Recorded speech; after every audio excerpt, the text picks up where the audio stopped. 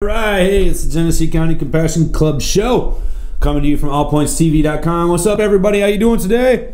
Beautiful April 20-something. 20-something. It was like the 25th. Let's say it's the 23rd instead. Okay, so that was a mess with people with the date up on here. You know. Right. Know your audience, okay? No. Yeah, well, you know, that's the thing. They don't care about the date. It's Wednesday. It's a Compassion Club day. That's right. That's right. Every day is a beautiful day at the Genesee County Compassion Club, and today is no exception. So we're back here in Flint. It's a beautiful place in spite of what you've heard on the news, and we're glad to be here. I got some news I want to share with you today. Let you know what's been happening down at the Genesee County Compassion Club. Also let you know what's happening with medical marijuana here in the state of Michigan. And whatever else we feel like talking about. All right, so let's get this show started. We got some news I want to share with you today. And but before we get into the news, I want to talk about the G. And we had a killer 420 party, guys. It was just fantastic. Obviously, you can see the artwork behind me.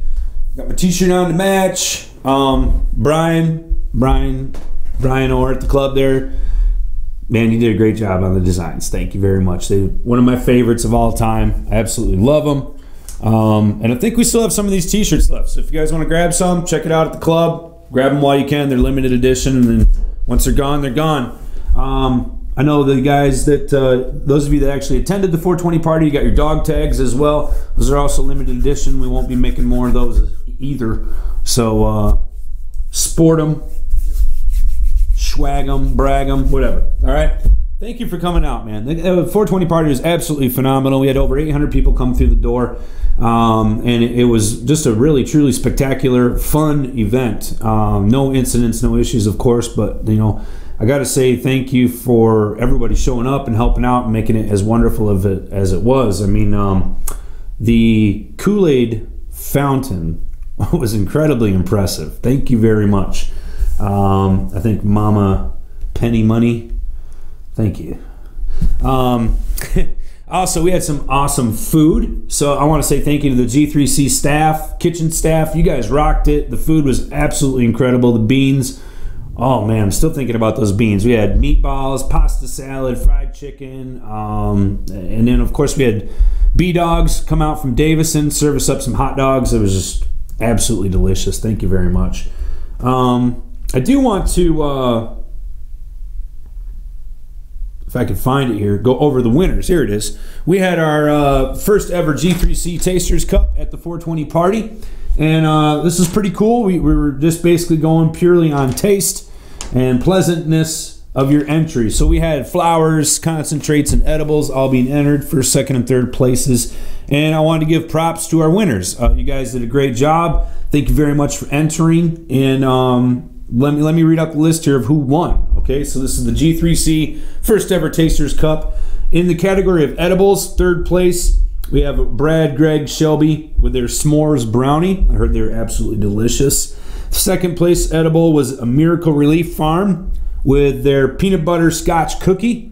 Also sounds delicious. And first place was Herbs from the Burbs with their pineapple upside down cake.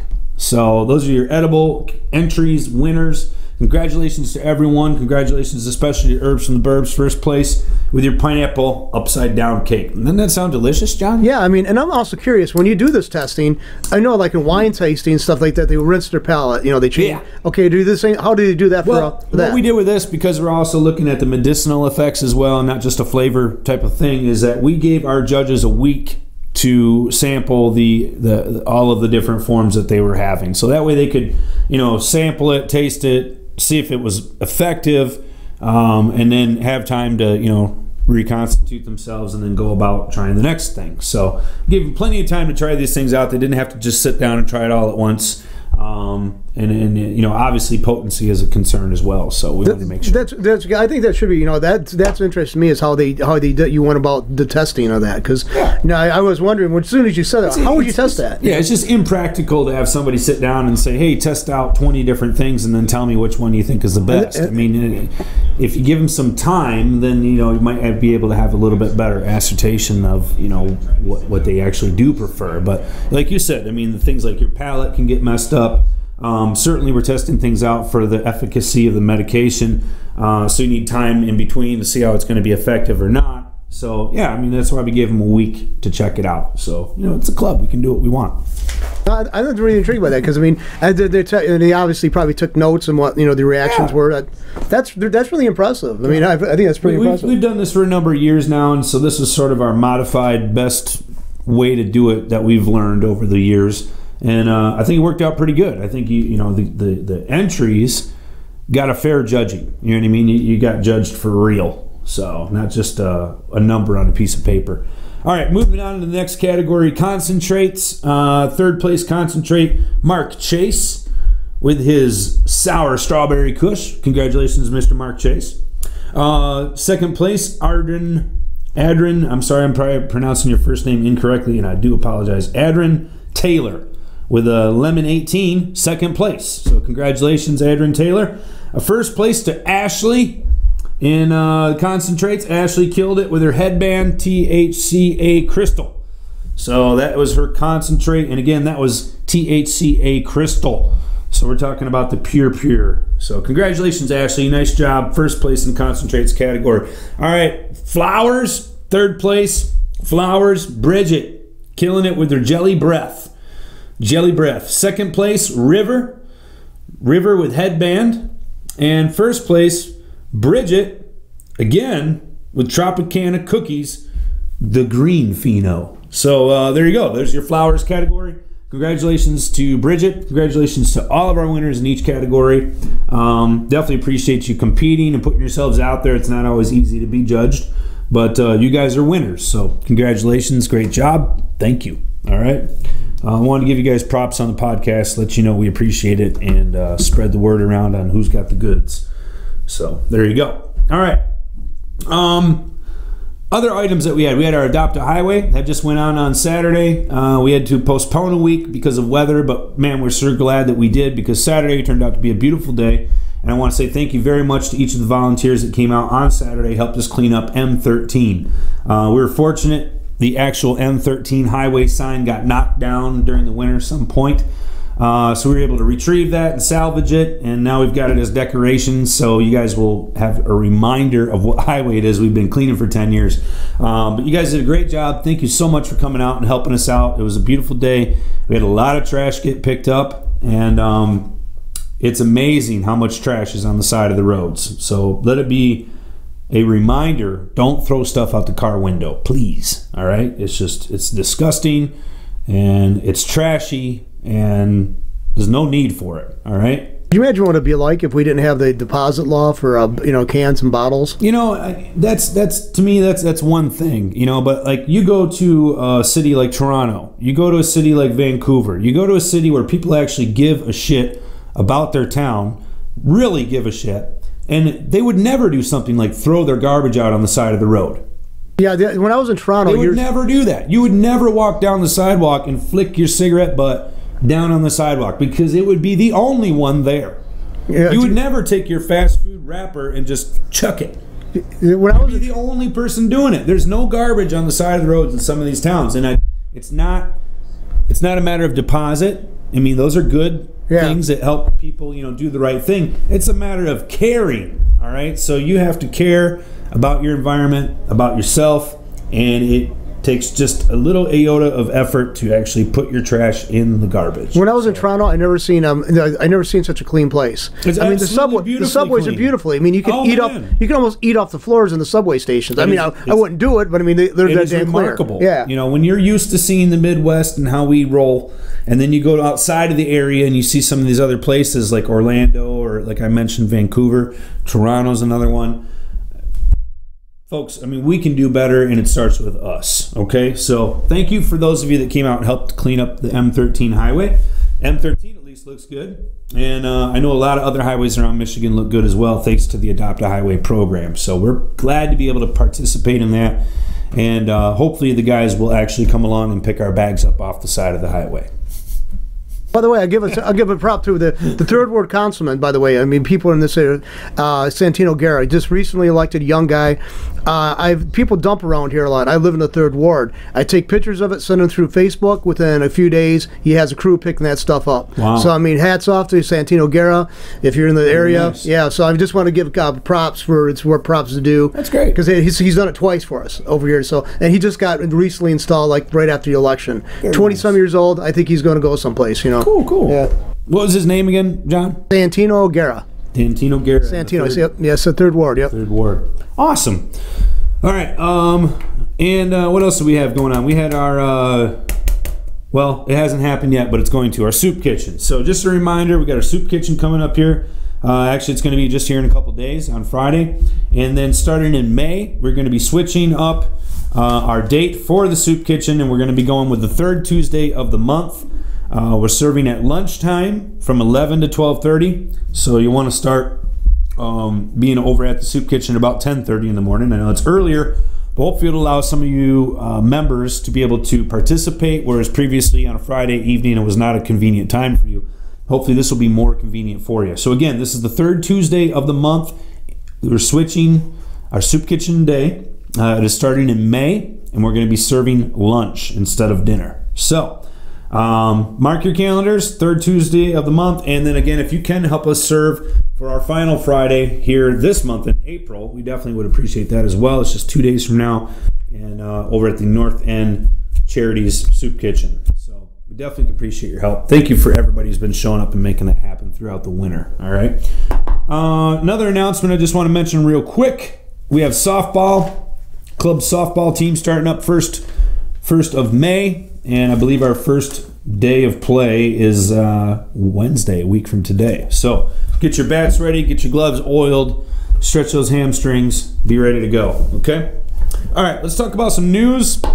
Quite a bit happened here in the last week in the world of medical marijuana here in Michigan, and I want to just review some of that with you guys, get you up to speed, and make sure you're aware of everything that's going on. On April 19th, which was obviously a day before 420, the Michigan Medical Marijuana Licensing Board met for their second or third meeting, I guess. This would be the second time that they met to review applications. They met, they reviewed applications. They reviewed 9 applications in total, and they did make some pre-approvals. These are not final approvals, but they were pre-approvals so that these businesses can continue moving through the process.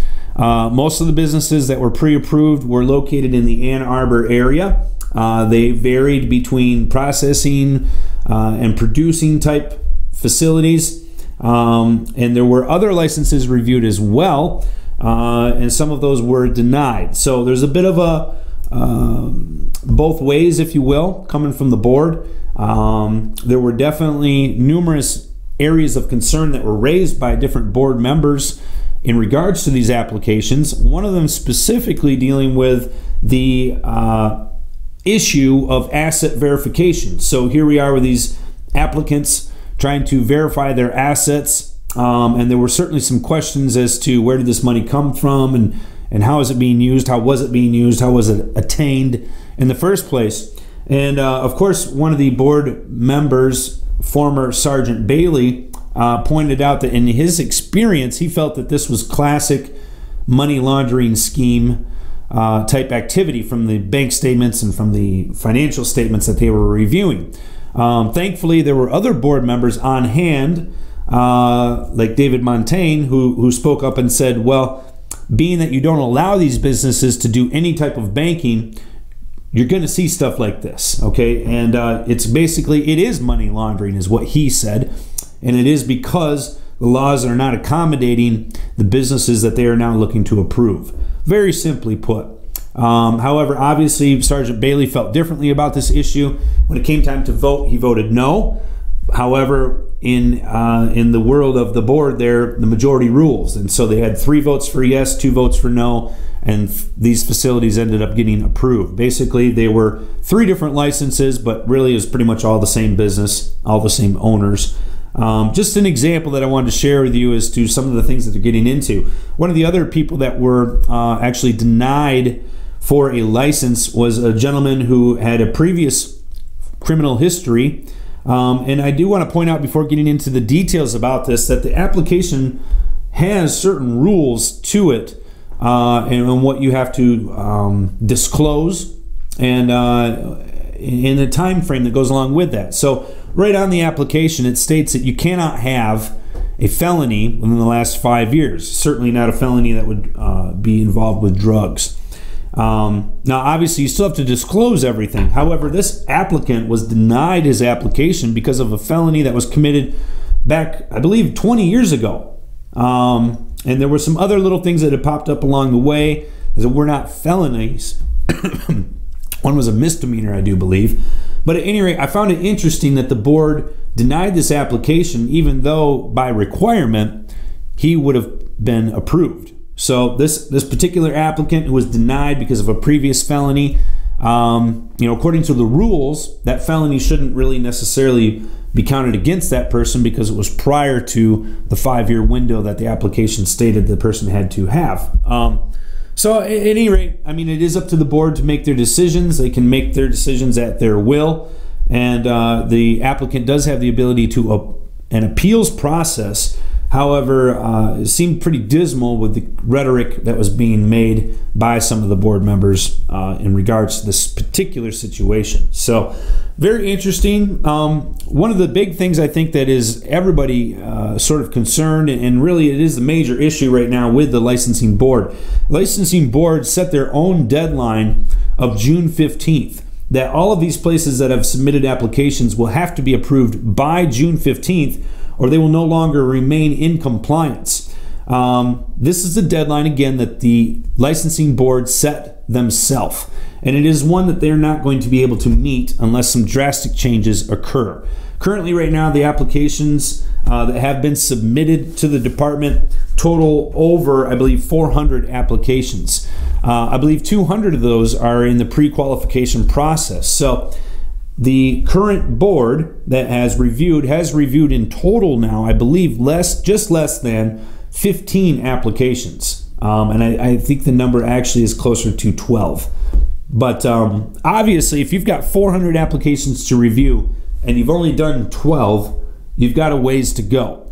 The board is set to meet again in May, and they don't have any other meetings set at this point. So I know that the director of LARA stated that the board members should plan on this next meeting being a long one. How long, I don't know. And practically, I don't think there's a way that they'd be able to get through that many applications in a day. They're certainly taking their time reviewing each one of these applications thoroughly. They take it very seriously. And so it is a time-consuming process. And I don't see how it's possible that this board is going to be able to get through these applications prior to their own deadline of June 15th. Public comment was allowed to be made at this meeting here that was held on the 19th. Most of the comments that were made were in regards to their deadline. It is obvious that the board needs to extend their deadline or schedule more meeting dates so they can move through their application review process quicker. And again, none of these applications that have been approved so far, the 12 that I just mentioned, those are not final approvals. Those are pre-approvals. They still have quite a bit of a process to go through yet before they'll receive a final approval. So I guess the board's got a lot of work to do if they really plan on this thing working. And I guess from a third-party perspective, I would say it's not working. And I think there's some obvious things that need to be brought up to the board, and I don't think that the board really understands the process of producing marijuana or getting it into the hands of a patient. It seems to me that the schematics, the logistics of this have sort of skimmed over their ability to understand. They just don't have a working knowledge of the industry, and now it's biting them in the butt. Because if you look at the applications that they have approved, approving a thing like a dispensary prior to approving the other steps in the process is really a waste. A dispensary that is approved by the licensing department will have no ability to service any clients unless they have medicine that has gone through the seed to sale tracking system and has been produced by a licensed processing or licensed production facility and been processed by a licensed processor and tested by a licensed tester and transported, so on and so forth. So you can see that there's a major hurdles to overcome, and there's a process that the medicine has has to go through to be viable, to be available to patients through these new centers that are yet to be licensed. So it seems that the board doesn't really have a grasp on that yet, and I feel that, you know, come summertime, a lot of these places are going to be, if they don't change anything, they're going to be non-compliant, they're going to be stocked with an inventory they can't use, and they're going to be having patients that are going to get turned away because they can't legally help them. Which all of this is an opposite of what the program was intended to do. The program was intended to increase access to patients, provide a legal framework for companies to work within. And, you know, you could say that all of these things are coming, but they're not yet. And in the meantime, the department has continued to issue out their cease and desist letters and really just not make any types of compromises, if you will, with the patient's needs being recognized. So I think that's something that needs to be addressed by the board. It's not something that we can force on them, unfortunately. These guys are not politicians. They were appointed by the governor, and unfortunately, it seems like there is also a disconnect between the board and the actual department of LARA. LARA also has a different idea. If you go back and you watch the video, I know that these were posted directly online. Many of you can see these, the video from the meeting on April 19th. And at the end of the meeting, Andrew Brisboe, the head of the LARA department for the Michigan Medical Marijuana Program, stated that he wanted to see applicants have actual brick and mortar businesses up and running at the time when they are going for an approval in front of the board. And you know, I think that that's disingenuous. Why would you have someone go spend all that money just to have them turn back around and get denied? It doesn't really make sense. So lots of questions surrounding the Michigan Medical Marijuana Licensing Board and the Facilities Act and the processing that's going along with that. And they have no answers yet. So as things develop, we'll continue to share those with you guys here. The nice thing is that the Michigan's original 2008 law, which has patients and caregivers, is still fully active. And nothing has changed. So for you patients out there that need medication, you need to find a caregiver, and just like you have for the past 10 years. So nothing's really changed. There are not new viable options available yet, but according to the state, they're coming. So hang tight, be patient. In the meantime, use a caregiver. That's what's been working for you. Continue to do it. And obviously you can see that, you know, from the contest that we just went over in the results, there's a lot of good medication out there, of course. So, all right. A couple other things I wanted to mention. Last week, we had the Democratic Convention. I know we had Mr. Eric Gunnels in here, who's running for state representative. And the Democratic Convention, if you will, in Michigan was held last week. And I'm pleased to announce that Dana Nessel did receive the nomination for Attorney General. So she will be on the ticket in November, running as a Democrat for your Michigan State's Attorney General position.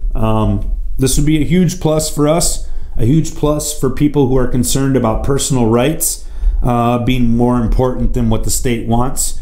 And I think that this is a key issue that a lot of people are concerned with. So hopefully you can check out Ms. Dana Nessel for yourself and give her your support if you can. Definitely appreciate it. All right.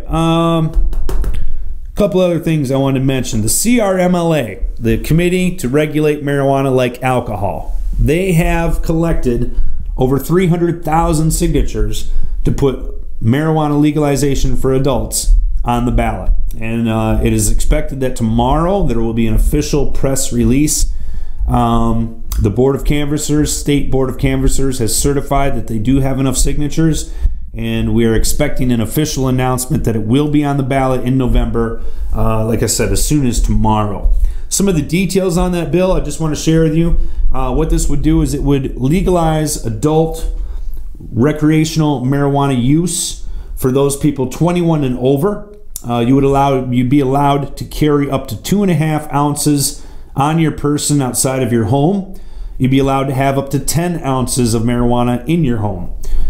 Each home or household would be allowed to grow up to 12 plants.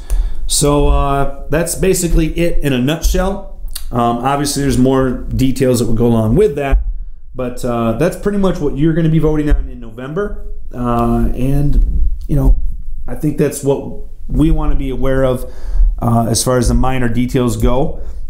I know that there's other questions, like I said, but, you know, when we're talking about this to our friends and our family for the next 6 months or whatever it is, up to the voting time, that's basically what it is in a nutshell. And that's the talking points, if you will, that hopefully you can regurgitate to your friends and family and let them know what they're going to be voting on. Because there's going to be a lot of misinformation. There's going to be propaganda campaigns, you know, talking about, you know, how marijuana is the devil weed and so on and so forth. Of course, we know that this is all nonsense, and I think the majority of our adult public understand that as well. So now, hopefully, you can give them the details of what it's going to allow people to do. Remember, 12 plants each household, 10 ounces at home, 2.5 ounces to carry, 21 and over. Okay, that's what we're looking at. So hope you guys can share that around. There have been many rumors circulating in Lansing, especially today, in fact, around this ballot proposal. And what the rumors are is that the legislature feels that you know, maybe they should get involved. Maybe they should pass their own recreational bill that would supersede this one that we're going to be voting on in November. Maybe they should revamp the bill that we're going to pass in November during their lame duck session. That's actually what they're talking about. I think the audacity of some of our legislators is profound. And I want to share this with you because I think it highlights what I'm talking about. And I think you guys need to know. Some of our legislators feel that the general public is not able to make their own decisions. Some of our legislators feel that ballot-initiated proposals that get passed are imperfect, that they are inferior, and that because the voter is unable to educate themselves properly, they feel that they have the need to go in and to rectify things that we have just passed on our own. And specific to that, one of those is our good friend Rick Jones, Senator Rick Jones. I think most of you know how I feel about this particular individual. But his comments were actually that the law should be potentially perfected after it's passed during the lame duck session this year.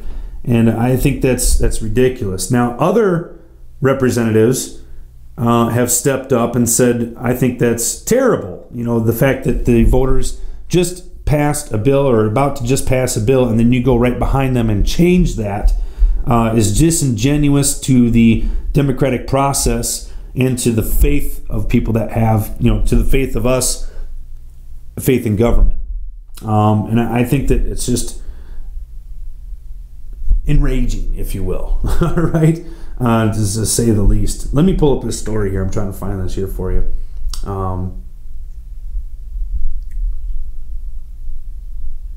Here we go.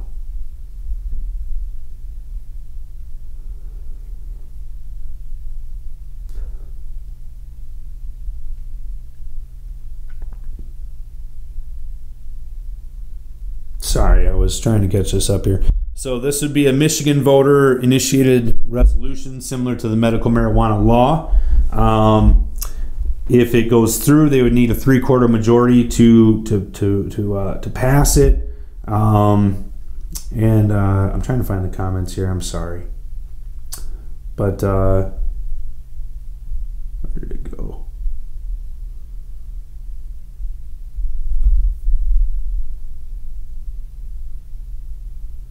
Here we go. All right. So this article here is from WXYZ. You can look it up for yourself. And let me back up a little bit. So basically, the coalition turned in 300,000 signatures. The proposal will be on November bid. We already went through the details. I'm not going to do that again. But here you go. Matthew Yaskolt of Healthy and Productive Michigan argues that marijuana is a gateway drug. He says, heroin addicts don't just wake up and decide to start using heroin one day. They always progress to it. In Mr. Yaskot's incredible insight. On top of that, says here, Yas Colt and several other opposition organizations worry about the safety of less researched products like edibles that could have an unknown amount of THC with more dangerous side effects. What we're looking at marijuana that's highly synthetic, he said. And this is an example of a debate that will play out in the coming months. So obviously, this guy here, Matthew Yas Colt of Healthy and Productive Michigan, is completely full of lies and has no real proof to back up anything that he's saying. But this is the type of rhetoric and propaganda that we're going to be fighting against during the next 6 to 9 months before this gets on the ballot. Let's smear them. All right, let's plaster these guys and make them the fools that they are. All right. That's from that story. You can check that out for yourself. So, but at any rate, in the secondary story behind that is the legislature responding to this. Obviously, they were waited around and to see if they were going to get enough signatures. Now we did get enough signatures, and now they're sort of backpedaling, saying, well, maybe we should have passed something. Maybe we should have done something. And they're exactly right. They should have done something a long time ago. The public sentiment has been for the legalization of marijuana here in Michigan for quite some time. There's hardly any politicians that get voted in with a 50% majority anymore. And we've had a 50% positive towards recreational marijuana in this state for a few years now. So that number is strongly, much more strong than any support they've ever personally received. And yet, now that they have the signatures, now they feel that they should do something about it. It's just hindsight. It's reactionary governing, and quite frankly, we don't want their help. Is what I think. So, all right. So that's what's going on with the CRMLA. That's what's up with the MMLB. That's what's up with Michigan. Okay, a lot of other stuff going around. I know that one of the big stories circulating in social media right now has been the president backing off from his Jeff Sessions policy, whatever. This is more just fluffing, is what it is. It's just fluff. Until we have real policy change, until we get something that's actually rescheduled, having marijuana rescheduled. Until we start offering some actual options for marijuana businesses that are legitimately performing here throughout the United States. We have states that are collecting multi-million dollars in tax revenue from marijuana, yet our federal government still doesn't even recognize it as being a medicine. So yeah, it's just fluff. Okay, and until we have something that's really done either by our president or by our Congress, it's just fluff. So we need to continue to apply pressure if we can. So, all right, that's what I got for you guys this week. That's where we're at. I hope that brings you up to speed. Thank you for joining me. Please join us at the Soup Kitchen on Friday if you can. Definitely would appreciate it. And other than that, I hope you're able to get outside and enjoy some of the spring weather. It's nice to finally have some warmth. I think last Wednesday when I was here, there was snow on the ground. Yeah, it was crappy. It was crappy. So definitely, I mean, and the grass turned green overnight. Really quite profound how quickly spring is coming. So it's too slow in coming, in my opinion. But I'd like to have had it weeks ago. But. Well, and last year, to your defense, John, you're right, because last year at this time, people were already having to mow the lawn. So, but I just mean as far as how quickly it's changing. Last week everything was still brown, and now it's all green. So that's powerful. That's amazing about Michigan, and I don't know if that's in all other states, but it's amazing about Michigan. It really is. It really is.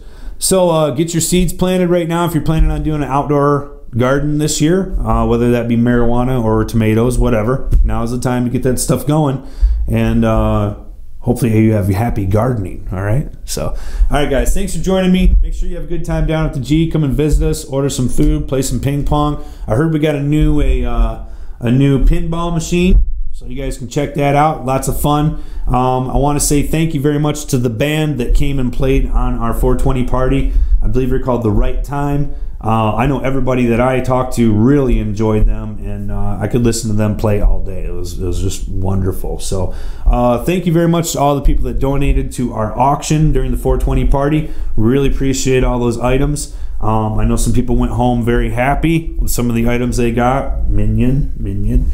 And just thank you very much for everybody who came out and joined us at the 420 party. It was a wonderful time, 10th year. Couldn't have done it better without you guys, and it was a wonderful time. So thanks a lot. Guys, thanks for joining me this week on the podcast here at allpointstv.com. Thanks for being in the studio, John. And join us here next week at the G3C show. Have a good week, guys. Take it easy.